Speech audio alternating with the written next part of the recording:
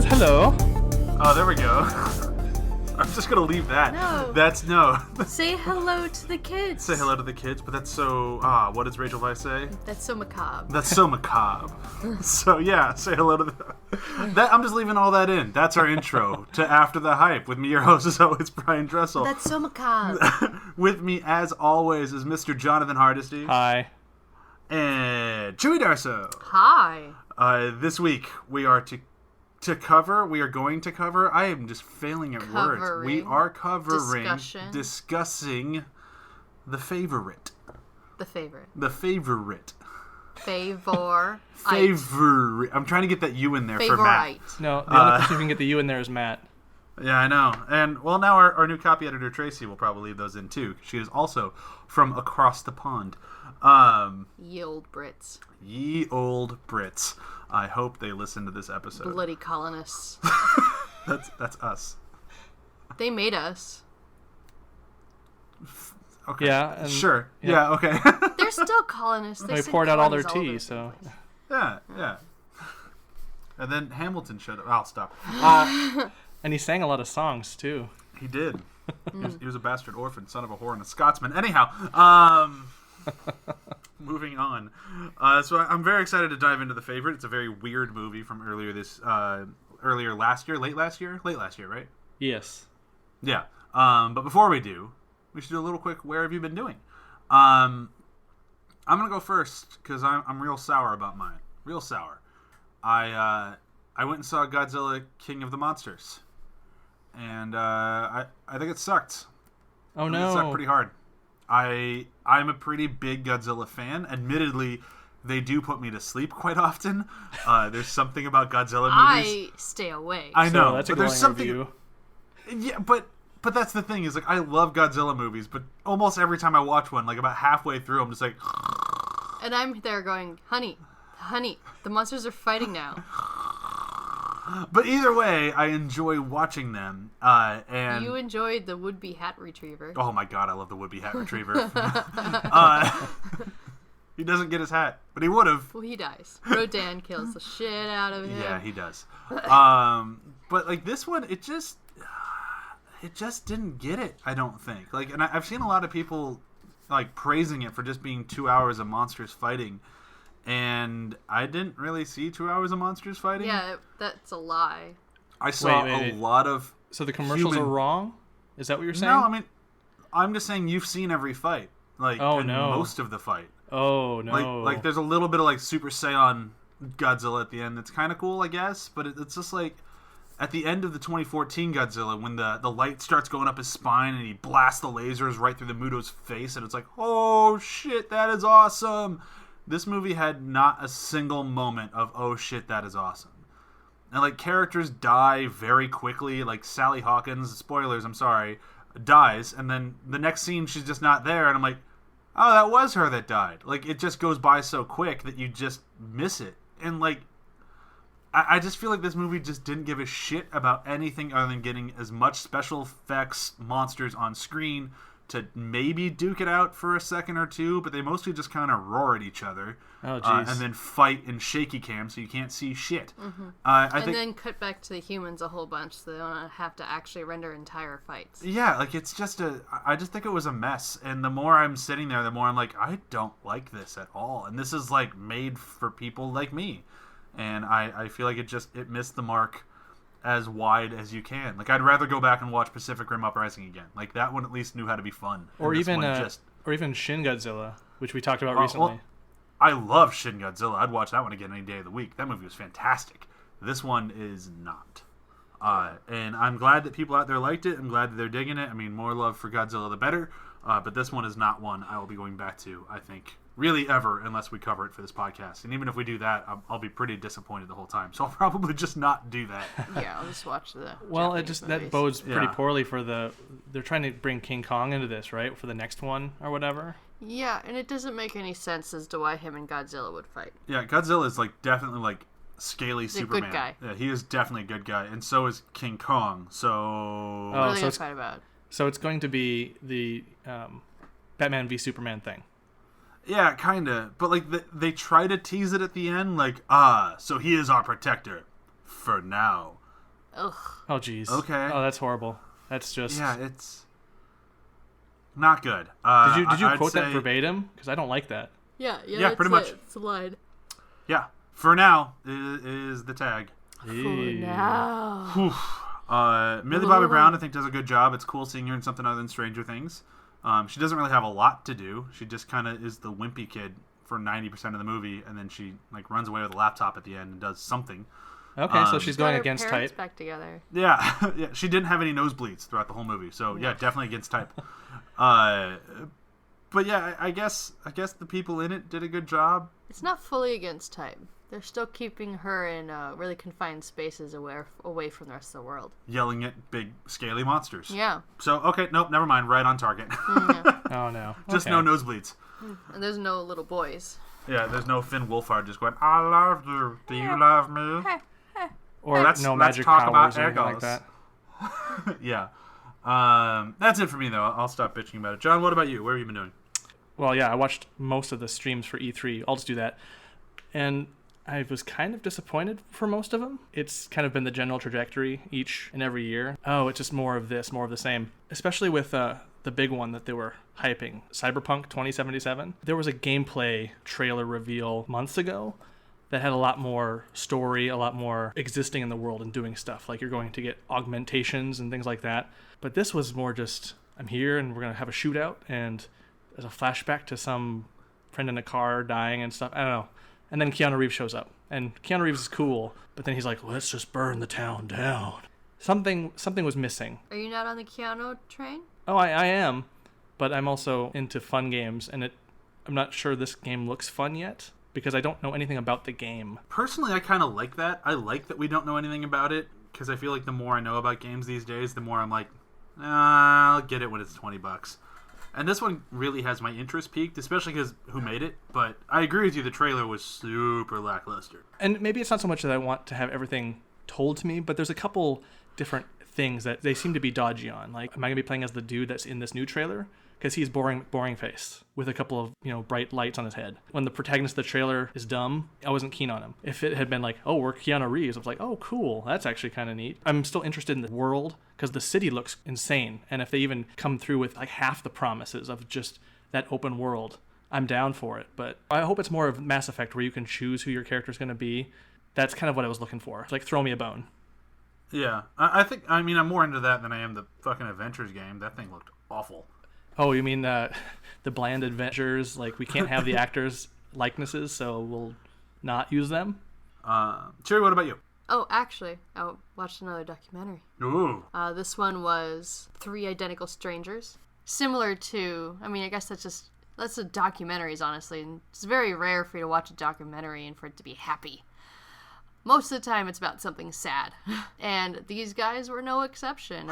They were 3 dudes in a 100-mile radius, were adopted by 3 different families in 1961, and they were identical triplets. And one dude just per chance ends up going to the same community college as the other brother, and he keeps getting mistaken for his brother. And he's like, why does everyone at this school think they know me? It's my first day. It's like it sounds like something out of like Twilight Zone.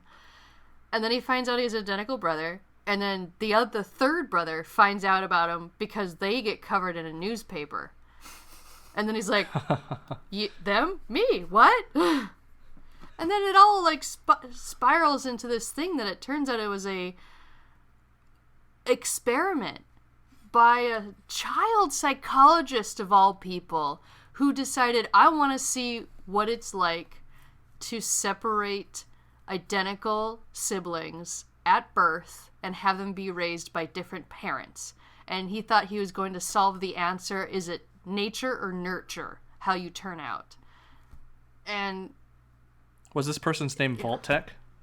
no. And the study, they believe, just ended when the kids found each other. They just, because then there's no more study because they now know. Oh, poor scientist guy. Yeah, but they apparently did it to a ton of kids. Oh fuck. Oh no. And they have the entire research study at, like, Yale in a vault. And it has this... So it is Vault Tech. Oh, God. Oh, no. And it has this, like, timestamp on it where it's not people are not allowed to see the entirety of the research study until, like, 2063 or something. Oh, jeez. Essentially, that means that they don't want it to be released until all the subjects are dead. Like, that's what I get from it. How is that holding up in court? Well, in the epilogue, like, scroll thing at the end of the documentary, it says that after the documentary was made, some of the records were made available for these three dudes, but heavily redacted to keep secret or protect the identity of the other people in the study. I really hope that the documentary does enough to make people go, fuck your science, let siblings be siblings. Well, they even like in the documentary have someone come on and goes, I understand both points of view. A girl that was like the assistant of the dude, and she's like, you have on one hand why wouldn't you let them know that they have a sibling? They have a sibling. They should know they have a sibling. Yes. On the other hand, it's they don't know. You have no idea how plus, negative, or whatnot this would affect them. So are you going to take the risk that this could hurt them? Because in the documentary, one of the dudes commits suicide. Oh, of course. It's a bummer. You mentioned it was a bummer earlier. Yeah, it's and not... I forgot about the bummer part. Oh, no. It wasn't a happy-go-lucky, like, we're all family now. Like, it had pluses and minuses, and one of the dude, and apparently they all think that they all suffer from separation anxiety and bipolar something because of them being separated at birth. As much fun it is to keep talking about that joyous movie, I think it's time to start talking about the favorite. I'll stop saying that now. Favorite. No, you came won't. Out last... No, you Nah, won't. probably not. I mean, when you're right, you're right. So Favorite is a movie came out last year. It stars Rachel Weisz. It stars Emma Stone. And I'm forgetting her fucking name. The one who won an Academy Award for the movie, so I should definitely remember her name. The Queen! Olivia Nicholas Coleman. Holt. Thank you, Olivia Coleman and Nicholas Holt. It's a movie that I really wanted to see in theaters, and I just didn't have time because baby. And then my aunt went to go see it, so if you're listening to Read High, and she said I should not see it. She thought it was a little too weird. I can see that point of view. I disagree with it, but I totally see where she's coming from. Did you say Olivia Coleman? Yes. Okay. Well, technically John said it, and I just agreed with him. Oh, never. Yep, that was my catch. Well done. I was too busy. Hooray for me. Sorry. Hooray for John. But before we dive into it too much, it is CHEWIE's turn this week. As I said last week when I was jokingly saying in 30 minutes when you have to do this, and then we weren't able to record that. So it's actually been a few days. So CHEWIE, can you please kindly, as quickly as humanly possible, we're not made of time here, what happens in the favorite? Well, the favorite starts with the Queen being glum and Lady Marlborough coming to be like, we got stuff to do. And then Abigail, her cousin, comes in a carriage with a dude masturbating in front of her. And that kind of sets the tone of the movie.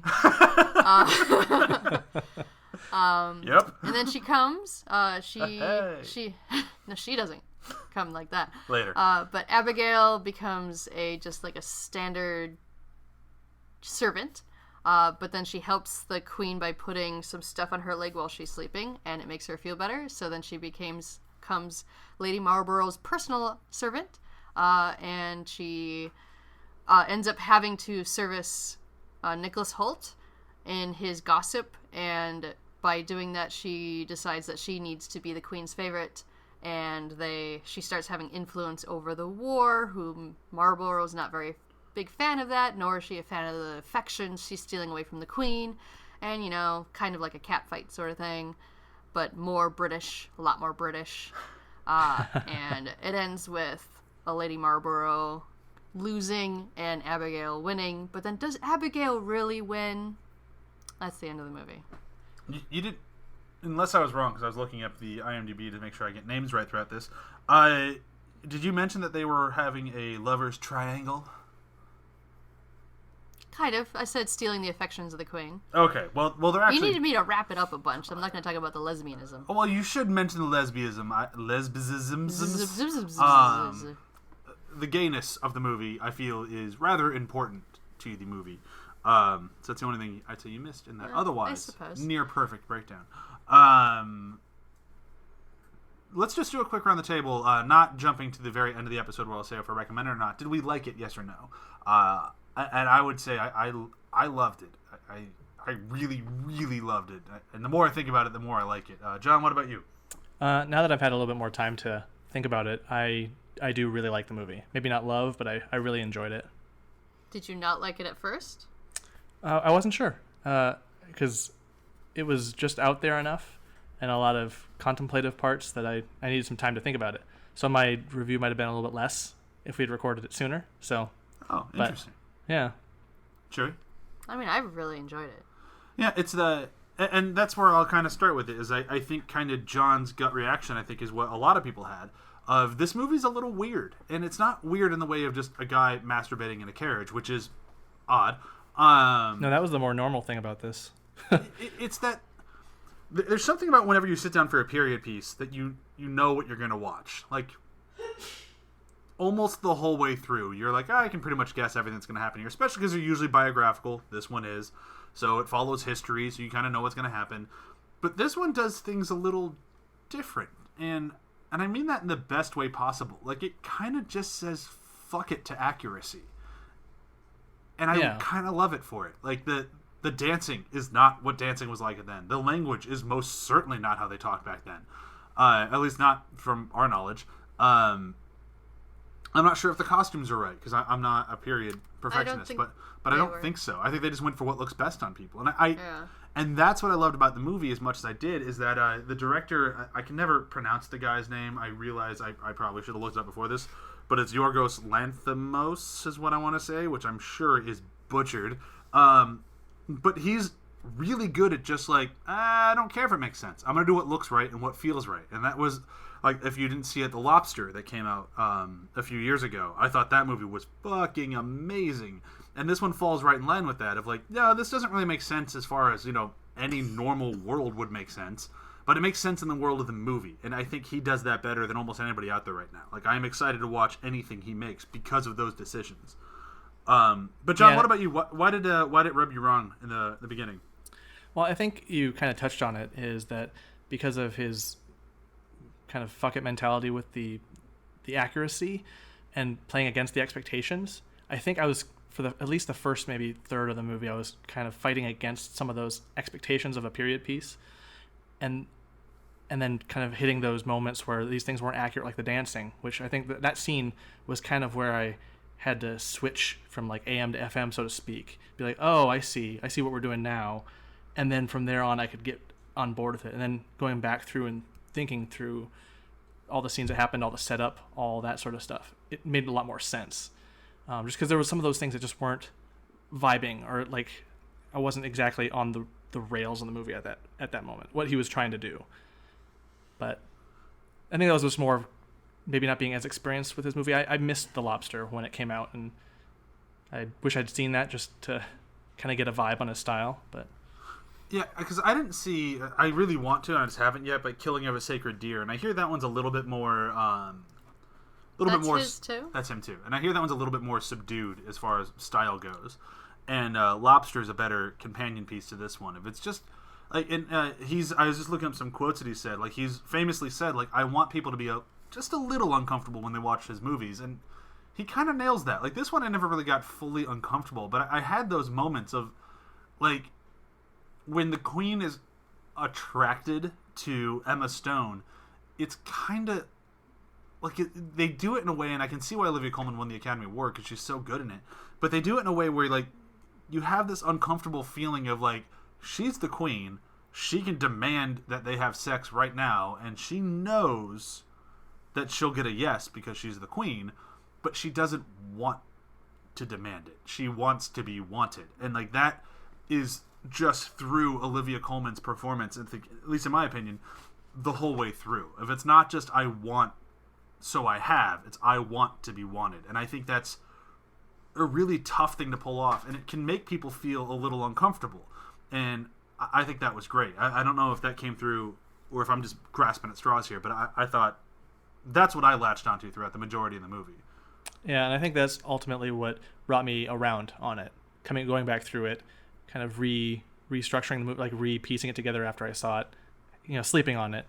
That power dynamic, that motivation, want, needs thing, like that interplay between all three of the characters was really compelling and really disconcerting, but in a good way, like you said. Yeah. I didn't really get desire from the Queen towards Abigail until after the leg rubbing. I thought it was just she enjoyed her attention before that. I don't really see it as desire. I meant like she picked up that Emma Stone wanted to be around her, and she wanted that. She wanted more of the... She wanted to be loved. Yeah. And for someone to be able to, like, break her out of her shell a little bit, because that's what Abigail did. She did things that Sarah didn't do. Like dance with her, have interest in her bunnies. Say nice things to her, yeah. She fulfilled needs that Sarah was neglecting, because Sarah, she was totally the lover who had become accustomed to her position and was taking it for granted. Well, there's a little bit of that, and there's a little bit of the tough love, because I never believed or never disbelieved Rachel Weisz's love for the Queen. You could tell she loved her. Oh yeah, she was devoted. Yeah. But she was also exactly what you said. She got cocky. She got too comfortable in position. She would take advantage of it, for sure. And I thought that was actually kind of a nice thing, why they, like, when they split them up, when we lost sight of Rachel Weisz for a while, and then when she came back, I almost was relieved at her return to the movie, because the movie made me almost as into that tough love in the beginning as the Queen was. Yeah. So it was like this weird, like, having enough of Abigail for a little bit and then coming back to Sarah. It was like, to me, that was very interesting, and I really cued into that when the movie shifted that way. And I found that I was really just relieved she came back, because then, someone's actually ruling the country.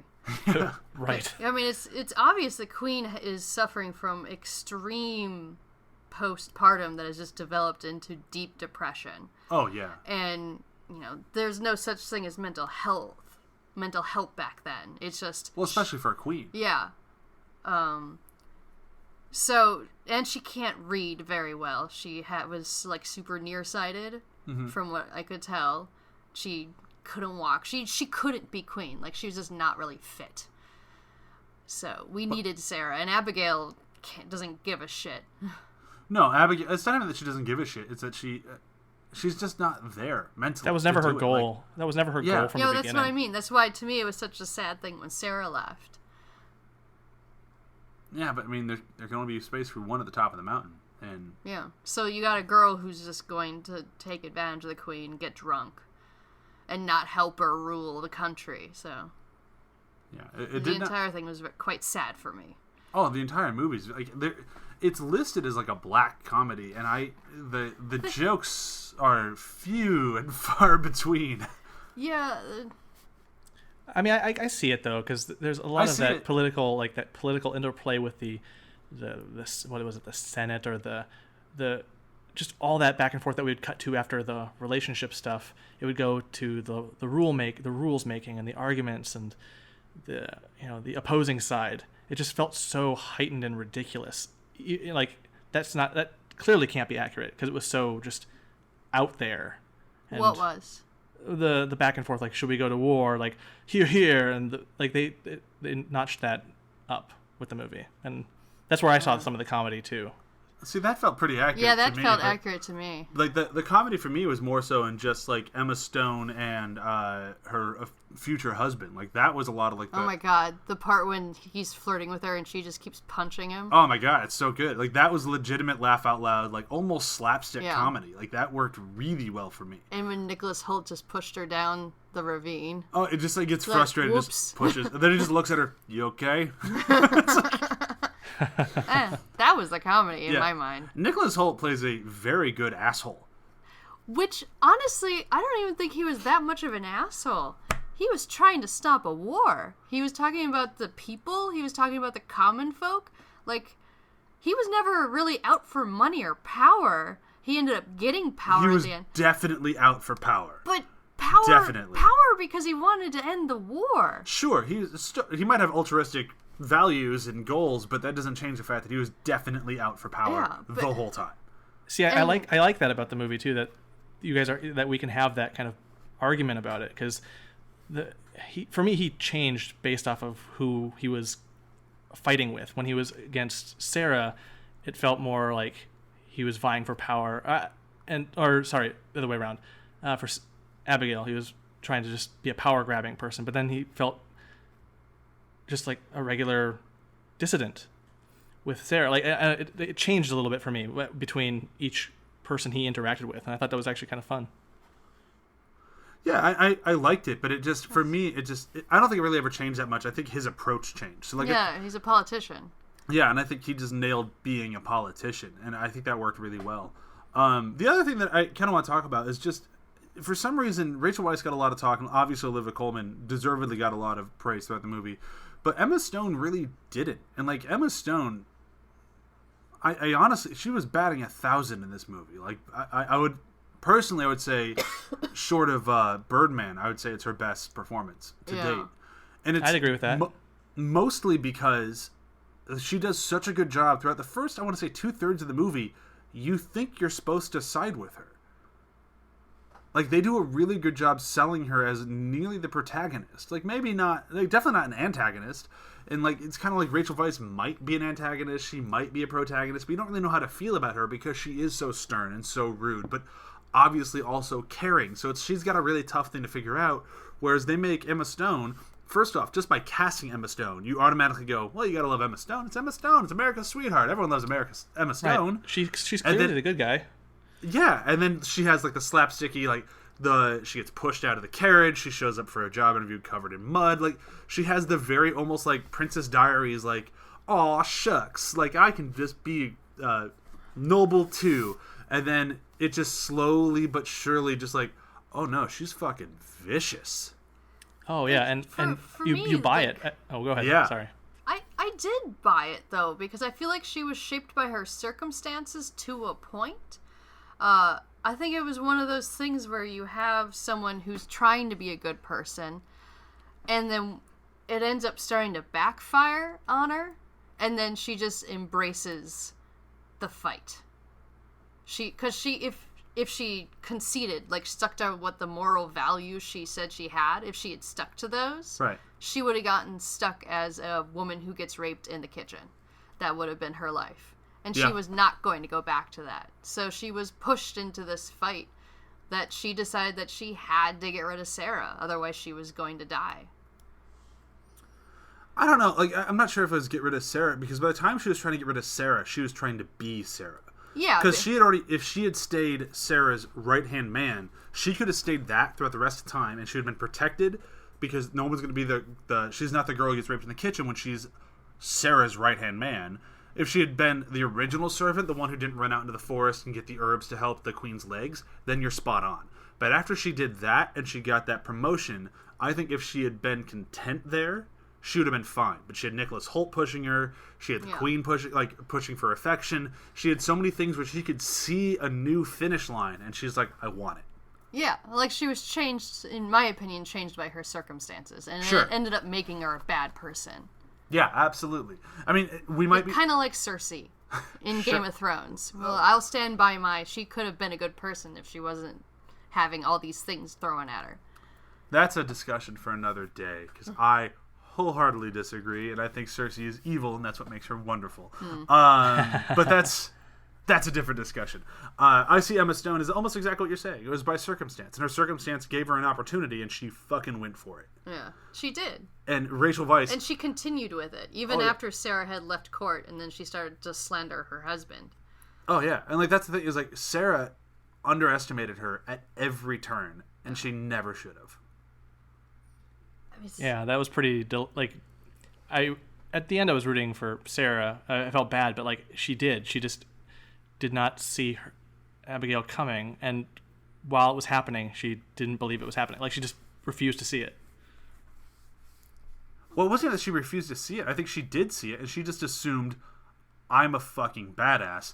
that little like cricket isn't going to be able to stop me. And it's like, Right. Well, she didn't assume how good Abigail was going to be at playing the game. Because she tries to get rid of her. She does get rid of her. But then Abigail goes and does the Fight Club moment where she smashes her own face and then cries in front of the queen. Yeah. Like, how are you going to anticipate that? I never realized, or I didn't realize that someone would beat that Fight Club scene as Emma Stone did. And I think that's my favorite version of it now. Like, she did so good with that. Yeah. Yeah, I really wish like the award season had been more.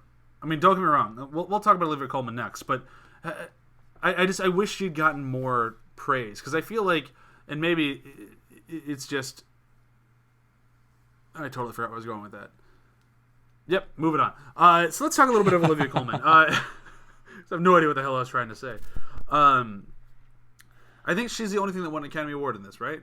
Yeah. It didn't win Yes. Black Panther won costume, so she's the only one who won anything. And honestly, like, do you know Olivia Coleman from anything other than Doctor Who? That's the only other thing I know her from. I've seen her in things, but I've never known her as a named Isn't actor. she also- So I've recognized her face. Sure. That's about it. Isn't she also like in Broadchurch or something like that? I never saw Broadchurch, so She that is. was, I didn't either, okay. but I saw a lot of advertisements for it. And Okay, that makes sense. I mean, I've heard that she's a great actress for years, but I just remember from the first episode of season 5. oh in wait, Doctor correct Who, me if I'm which- wrong. She's not. She's in Hot Fuzz, isn't she? Isn't she the female cop in Hot Fuzz? Yeah. Yeah. I'm pretty sure. I don't know. But I always upset people when I say that's my least favorite out of his trilogy. Sorry, internet. That one just didn't do it for me. I don't know why. There are great moments in it. Don't get me wrong. It's just I'd rather watch At World's End or Shaun of the Dead, and I don't know why At World's End is better to me, but it is. So whatever. Different conversation. Oh, boo. If you all want to fight with Brian, he is located at no. I mean, people disagree with me all the time. I've gotten used to it. Yeah. But Olivia Coleman in this, we talked about it a little bit earlier with just how she portrayed the want to be wanted almost better than I think anybody ever has. But beyond that, she played a deteriorating mind better than I think almost anyone I've seen. Like this was like the Russell Crowe Beautiful Mind level acting of just, but his was just so like, give me an Oscar. Look at me, I am Russell Crowe. Oh yeah, And he was just- thirsty for that Oscar, and Oh yeah. And that I did not get that from her performance in this at all. There was no like, I am doing this to win my statue. This was just, I'm going to give the best performance I can. Yeah. yeah, no, It's just her. Go ahead, John. it just seemed like this was another acting gig. Like she just gives it that much awesomeness that it was like, okay, that's whatever.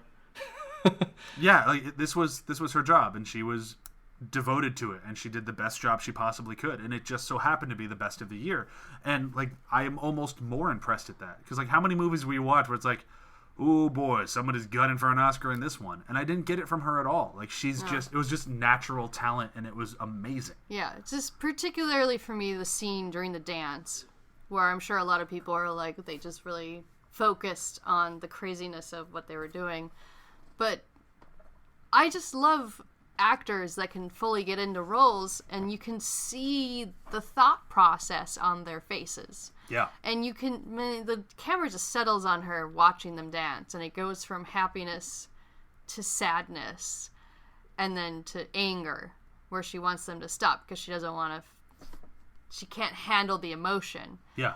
And then they do it again with the kids playing instruments, and then you just really get the utter despair from her and the complete lack of help that she received from all of her miscarriages and from her children dying and everything. Yeah, and it was 17 miscarriages, right? Oh, Seven, not miscarriages, 17, because she said some went with blood and some went soon after birth, Right. or whatever. So she was pregnant 17 times. She was pregnant 17 times, and that is a lot. Yeah. And then to lose every one of those, and especially for a woman at the time, that's your purpose. Yeah. That you, without procreation, you were not, if she wasn't queen, she would not be important. No. She would have been left to the side. Absolutely. And like, Yeah. that's the thing. As a queen, I mean, especially in that time, part of the king and queen's job is to make new kings. Yeah. Like, and you'll go on history lesson on Wikipedia, and they talk about how she was the end of the line for her house. I forgot the name of it. Gryffindor. Like, no, it was like Winston or something. I don't remember. Yeah. But the reign of those people in England, and then it went to some cousins after she passed. Yeah, because she couldn't have kids. Yeah, and she pulled it off. Like, I felt so much pain for her. No, you're right. Like, the movie, it really did a good job kind of hand-holding with emotions. And, like, that's not an easy thing to do. And that's why I like this director as much as I do. Like, if you want to see a movie that's just like, oh, this is what it is to try to be in a relationship now, watch Lobster. It's so fucking brutal. And this guy does such a good job making a movie that's kind of almost funny, but then you're like, why am I so sad? Like it's impressive. Yeah. But I think we've kind of ran the gamut on this one, so let's move into quotes. Quotes of quotes. Okay. Quotes. I can go first because mine is it's the best in the movie. So I'm sorry, you chumps. Mine comes from Emma Stone because, of course, and it's in the conversation where Rachel Weisz is like, "You think you won, haven't you?" And she turns around, and she's like, "Well, haven't I?" And her reply was like, "Well, haven't I? All I know is that your carriage awaits, and my maid is on her way up with something called a pineapple." It's just so bitchy. It is. It's like, oh, I love it. She's going to be disappointed in that super moldy pineapple, though.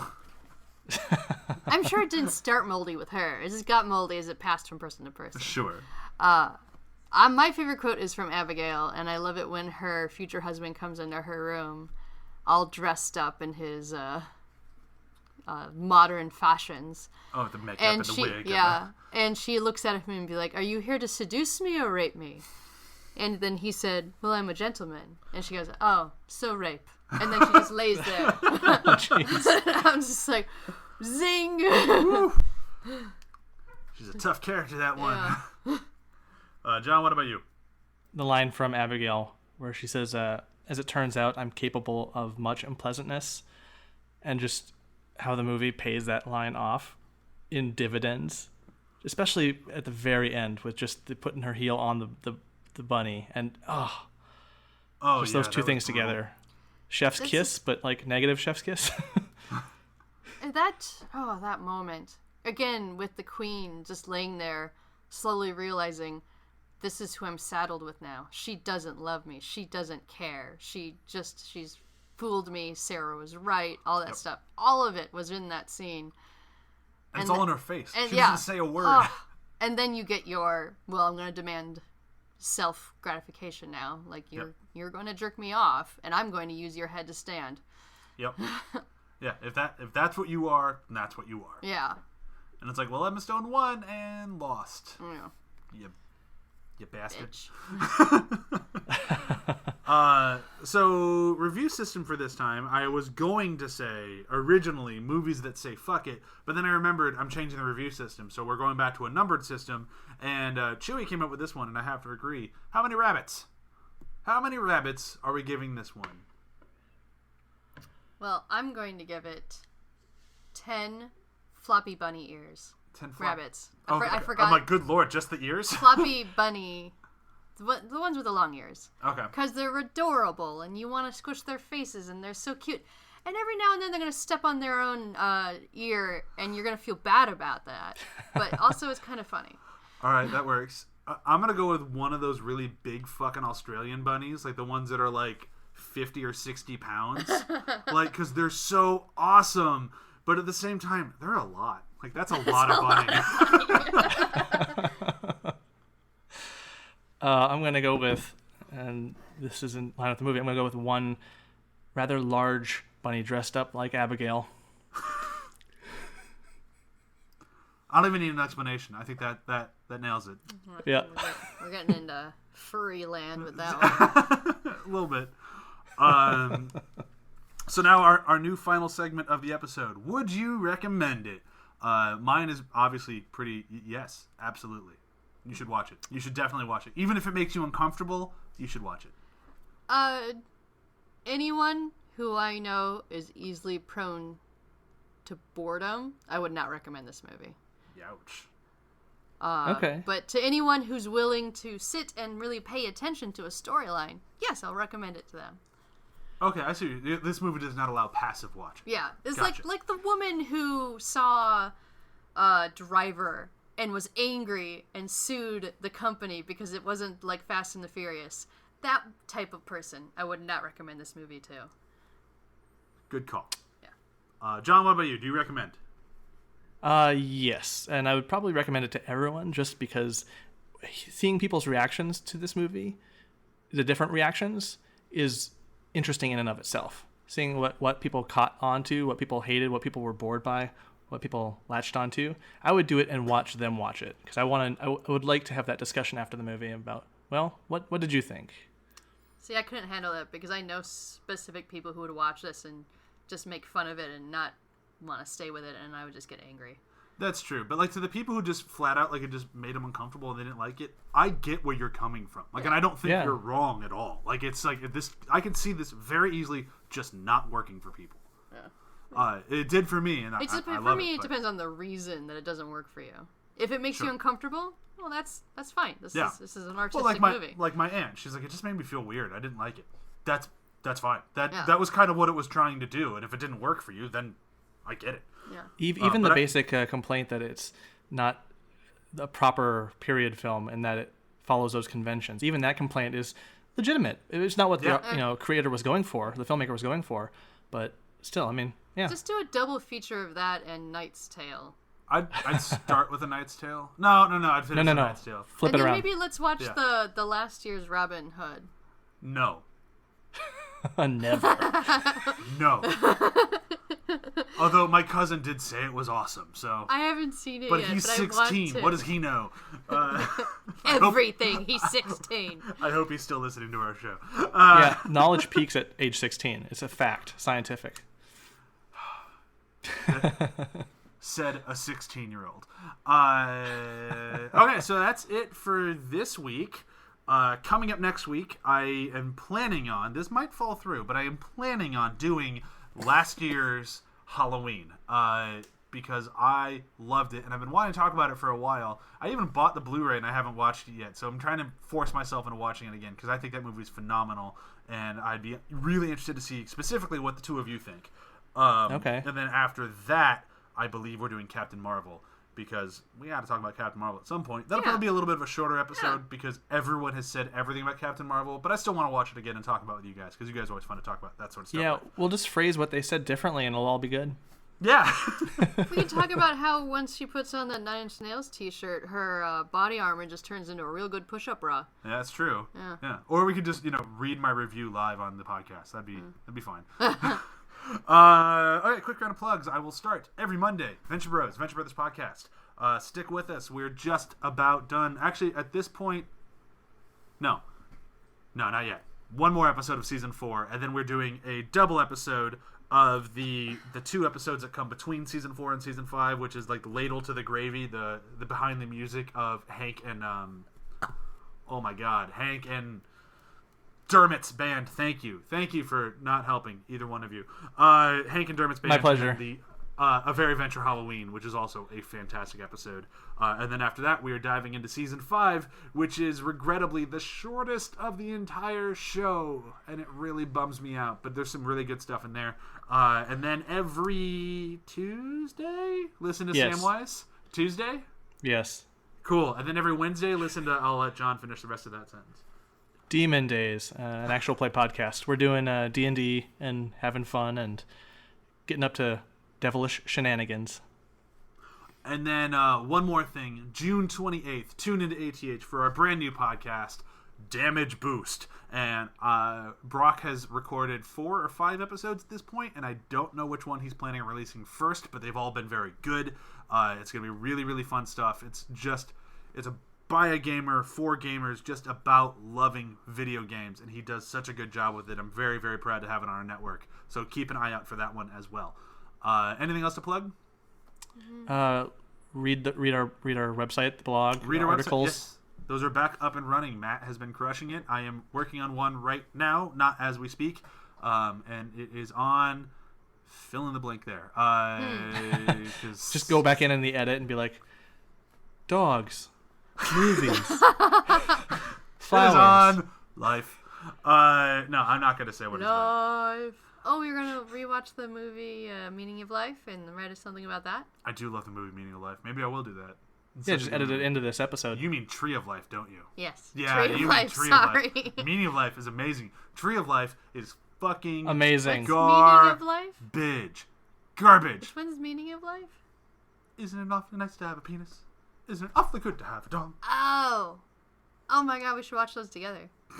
Yeah, make it a double feature. Meaning of Life and Tree of Life. Oh, that would be so weird.